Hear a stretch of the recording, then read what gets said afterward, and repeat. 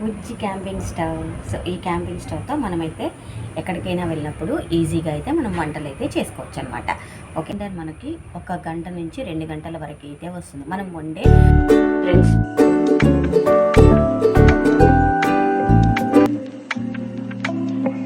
Welcome back to my channel. నేను మీ అగను అండి. ఇవాళ అయితే నేను మనకు ట్రావెల్ క్యాంపింగ్స్ ఎక్కువ చేస్తున్నాం కాబట్టి క్యాంపింగ్ స్టవ్ అయితే మనది పాతది కొంచెం డ్యామేజ్ అయింది. సో అందువల్ల అయితే నేను కొత్త క్యాంపింగ్ స్టవ్ అయితే తెప్పించడం జరిగింది. ఇప్పుడు దీన్ని మనం అన్బాక్సింగ్ చేసి ఎలా వాడాలో ఏంటో చూపిస్తాను రండి. మన పాత స్టవ్ అండి. ఇది ఒకటి స్క్రూ ఎక్కడో పడిపోయింది.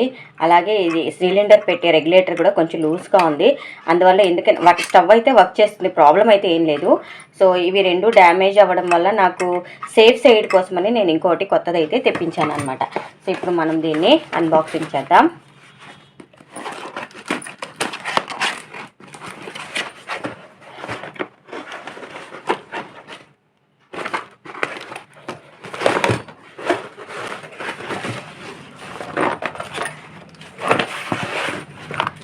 ఇదైతే నేను మీషోలో తెప్పించానండి. మనకు మీషోలో అయితే రీజనబుల్ కాస్ట్లో అయితే వస్తున్నాయి.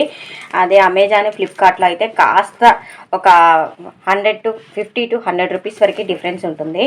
సో ఆ 50 to 100 కూడా వాళ్ళ కిందకి పే చేయాలని నేనైతే మీషోలో తెప్పించానండి. ఓకేనా, ఇప్పుడు ఈ స్టవ్తో పాటు మనకైతే 700 రూపాయలు పడిందండి. ఇప్పుడు మళ్ళీ రేట్ ఎంత ఉందో నాకైతే తెలీదు. రోజుకి రేటు మారుతూ ఉంటుంది.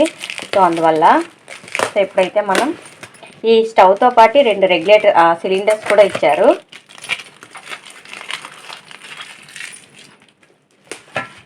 సో ఇవి 2 సిలిండర్స్ అండి, బ్యూటేన్ గ్యాస్.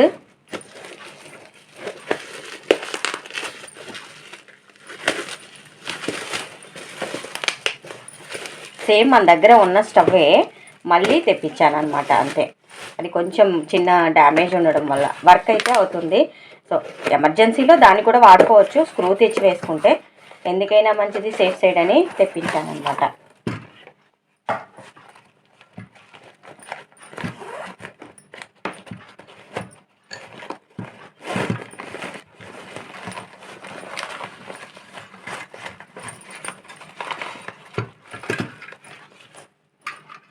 ఇదేనండి స్టవ్, చూసారా? సేమ్ అది ఇది సేమే, బట్ కొంచెం కొత్తది. ఇదంతే సేమ్, చూసారా?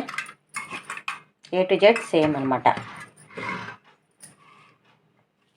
ఓకే, ఇప్పుడు మనం దీన్ని వెలిగించి టెస్ట్ చేసి చూద్దాం. మన దగ్గర ఆల్రెడీ ఓన్ బ్యూటేన్ సిలిండర్స్ ఉన్నాయి. సో వీటిని పెట్టి ట్రై చేద్దాం. మళ్ళీ అవి కొత్తవి ఓపెన్ చేయడం ఎందుకని. సో ఇప్పుడైతే మనం స్టవ్కి సిలిండర్ బిగిద్దాం. సో ఇక్కడ ఒక కట్ ఇచ్చారు కదండి, ఆ కట్టిని దీని లోపల పెట్టి ఇలా పక్కకైతే తిప్పాలన్నమాట. తిప్పడం వల్ల మనకు గ్యాస్ అయితే వస్తుంది. ఇది రెగ్యులేటర్ అండి, చూసారా? మంట చూసారా? ఇదిగో. సో మన స్టవ్ అయితే వర్క్ అవుతుంది. ఓకే ఫ్రెండ్స్, ఇది. సో మళ్ళీ రెగ్యులేటర్ కట్టేద్దాం. యాజ్ యూజువల్గా వీటిని ఫోల్డ్ చేసేద్దాం. మన సిలిండర్ని డిస్కనెక్ట్ చేసేద్దాం. అంతే అండి. ఓకేనా?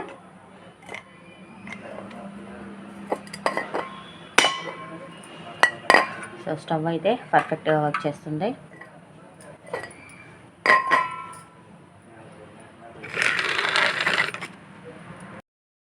బుజ్జి క్యాంపింగ్ స్టవ్. సో ఈ క్యాంపింగ్ స్టవ్తో మనమైతే ఎక్కడికైనా వెళ్ళినప్పుడు ఈజీగా అయితే మనం వంటలు అయితే చేసుకోవచ్చు అనమాట.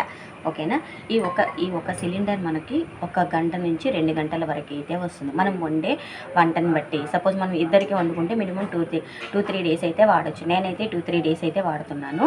సో మనం ఒకవేళ 5-6 మందికి కనుక వండుకుని ఐటమ్స్ కనుక ఎక్కువ తీసుకుంటే 1 అవర్ అయితే వస్తుంది. నేను చేసిన ఈ క్యాంపింగ్ స్టవ్ అన్బాక్సింగ్ వీడియో కనుక మీకు నచ్చినట్టయితే నా వీడియోని లైక్ చేయండి, షేర్ చేయండి, కామెంట్ చేయండి అండ్ సబ్స్క్రైబ్ కూడా చేయండి. మీకు ఇంకా ఏమేమి క్యాంపింగ్ ఐటమ్స్ కావాలో నాకైతే కామెంట్ చేయండి, వాటిని నేను చూపిస్తాను. So thank you for watching friends.